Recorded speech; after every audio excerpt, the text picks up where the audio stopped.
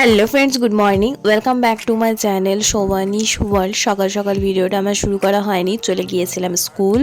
সকালবেলা উঠে ফ্রেশ হয়ে এখন বাজে 11:50 মতো। তো এখন বাড়ি চলে এসেছি স্কুল থেকে। তো এখন বেশ ভালোই ঠান্ডা আছে, তো সেজন্য স্নানটা এখন করব না, একটু পরে করব। তো এখন একটু ফ্রেশ হয়ে নেব, ফ্রেশ হয়ে জাস্ট বসে থাকবো যেহেতু মায়ের বাড়িতে আছি। তো সেজন্য এখন একটু লেটই হবে, কারণ এখানে এসে আমার কোনো কিছুই করতে ইচ্ছে করে না, না স্নান করতে ইচ্ছে করে, না কোনো কাজ করতে ইচ্ছে করে। যাই হোক, আমি ফ্রেশ হয়ে নিয়ে এখন চলে এসেছি উঠোনে। উঠোনে একটু গাছ দেখতে দেখতে ফল খাচ্ছি, আর তার সাথে একটু রোদও পোহাচ্ছি। বেশ ভালো লাগছে, কিন্তু জানেন এই রোদটা আসলে বেশ ঠান্ডা আছে তো সেজন্য। তো এদিকে তখন দেখলাম মা এদিকে মাছ ভাজা করছে, সুন্দর লাগলো দেখতে, তাই আপনাদের সাথে একটু ক্যামেরা বন্দি করে শেয়ার করলাম। এরপর আমি স্নান করে নিয়েছিলাম, স্নান করে চলে গিয়েছিলাম আমাদের একটু চন্দ্রমল্লিকা গাছটা দেখতে। অসম্ভব সুন্দর লাগছিল জানেন দেখতে, এত ফুল ফুটেছে, আর গাছটা একটু আড়াল হয়ে গেছে বলে আমি দেখিনি, এতটা সুন্দর লাগছে। তো ভাবলাম একটু ক্যামেরা বন্দি করি আর আপনাদের সাথে একটু শেয়ার করি। এই চন্দ্রমল্লিকাটা ইয়েলো কালার, অসম্ভব সুন্দর লাগছে। দেখুন কি সুন্দর এক গাছ হয়ে ফুল ফুটেছে। আর চন্দ্রমল্লিকা গাছ যেহেতু বাঁদরে খায় না বা ভাঙেও না, তো সেজন্য গাছটা বেশ ভালো হয়েছে, ঝাঁকালো। চলে এসেছি লাঞ্চে। তো লাঞ্চে রয়েছে আজকে ভাত, শিম ভাজা, আর এদিকে রয়েছে বিউলির ডাল, টমেটো ভাজা, আর এখানে রয়েছে আলু সেদ্ধ, আর তার সাথে গরম গরম মাছ ভাজা। আহা, জাস্ট অমৃত।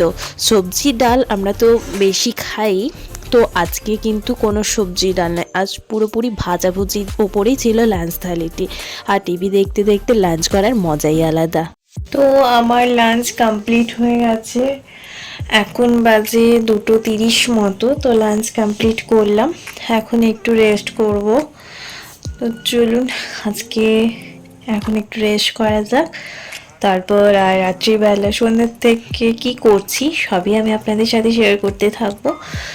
তো চলুন এখনকার মতো টাটা। কি কি বাজার করেছে, এই যে শীতকাল মানে কমলা লেবু, আর এই যে কমলা লেবু কি সুন্দর দেখতে, দেখুন অসম্ভব সুন্দর দেখতে লাগছে, একেই বলে আসল কমলা লেবু। আর এখানে রয়েছে আদা, এই গাছটা এখন দেখতেই পাওয়া যায় না, গ্রাম বাংলায় আগে প্রচুর দেখতে পাওয়া যেত। আর এই আদা এখন মোটামুটি বড় বাজার ছাড়া দেখাই যায় না। এখানে আছে কলা, এটা হচ্ছে খেজুর এক প্যাকেট, আর এটা হচ্ছে চাল কুমড়ো মরকা।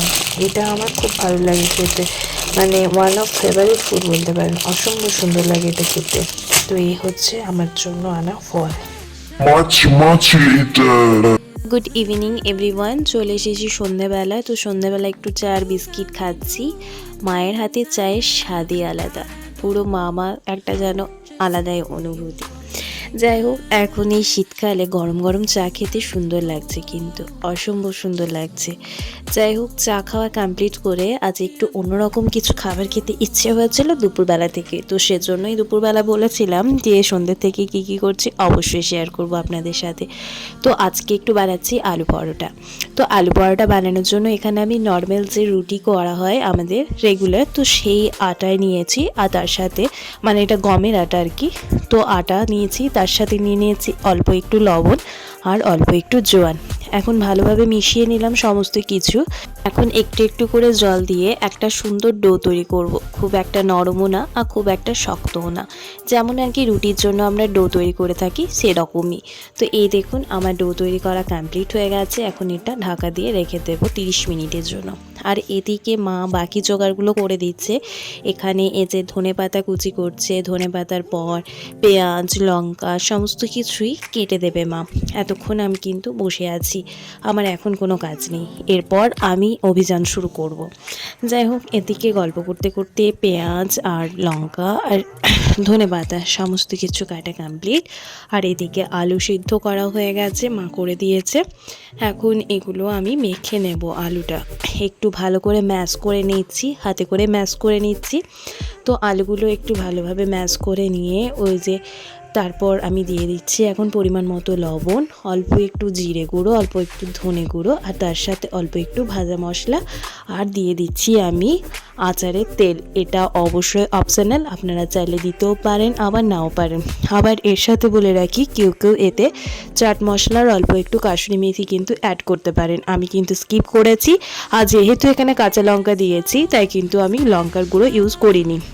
যাই হোক, সমস্ত কিছু এখন ভালোভাবে আমি মিক্স করে নিয়েছি। আর এটা হচ্ছে একটা চিজের প্যাকেট, চিজটা আমি গ্রেট করে নিয়েছি।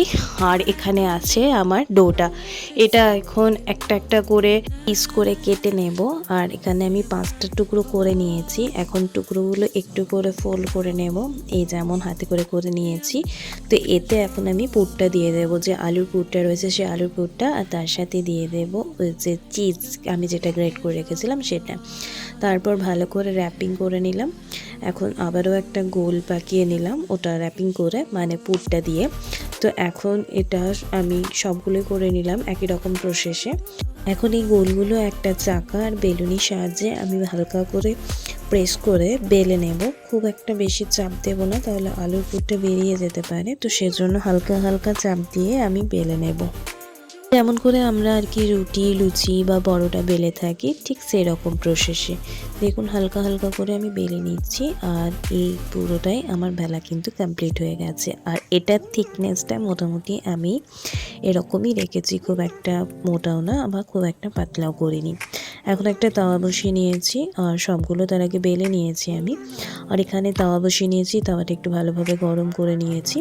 তারপর এখন আমি এই আলু পরোটাটা এপিট ওপিট করে ভালোভাবে সেঁকে নিয়ে এখন আমি এখানে মেল্টেড যে গাওয়া ঘি রয়েছে, শীত পড়েছে, ঘি তো পুরো জমে গেছে, তো আমি হালকা করে মেল্ট করে নিয়েছিলাম গরম তাওয়াতে বসিয়ে। তো ওই মেল্টেড গাওয়া ঘিটা আমি এখন হাফ চামচ করে দিয়ে দিলাম, এই পিঠে হাফ চামচ আর অন্য পিঠে হাফ চামচ, মানে টোটাল 1 চামচ ঘি আমি এখানে ব্যবহার করলাম।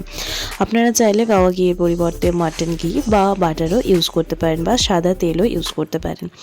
যাই হোক, আমি আবারও এপিট ওপিট ভালোভাবে সেঁকে নিচ্ছি এখন ঘি ব্রাশ করে নেওয়ার পর। তারপর আমার রেডি হয়ে গেল। এখন একই প্রসেসে সমস্ত পরোটা আমি রেডি করে নিয়েছি। আর এই আলু পরোটা এখন আমি সার্ভ করার জন্য চলে এসেছি। আলু পরোটা খাওয়ার জন্য আমি নিয়ে নিচ্ছি আচার, তার সাথে একটু সস। ব্যাস, আজকের তো ডিনার জমে ক্ষীর। তো চলুন আমি এখন ঠান্ডায় ঠান্ডায় গরম গরম আলু পরোটা খেয়ে আজকে ডিনারটা কমপ্লিট করি। আর আজকে ভিডিওটা তাহলে এখানেই শেষ করছি। ভিডিওটি যদি কিছু ভালো লেগে থাকে অবশ্যই একটা লাইক, কমেন্ট এন্ড শেয়ার করে দেবেন। আর আমার চ্যানেলে নতুন হয়ে থাকলে চ্যানেলটি সাবস্ক্রাইব করে পাশে থাকবেন। দেখা হচ্ছে খুব তাড়াতাড়ি নতুন একটি ভিডিওর সাথে। ততক্ষণ পর্যন্ত সবাই ভালো থাকুন, সুস্থ থাকুন। আর হ্যাঁ, অবশ্যই আপনারা এই প্রসেসে একবার আলু পরোটা ট্রাই করবেন। আর আপনারা যদি অন্য কোনো ইজি প্রসেসে আলু পরোটা বানান তো অবশ্যই আমাকে সেটা জানাবেন কমেন্টের মাধ্যমে। চলুন তাহলে আজকের মতো এইটুকুই। সবাই ভালো থাকুন, সুস্থ থাকুন। আবার দেখা হচ্ছে খুব তাড়াতাড়ি। ধন্যবাদ।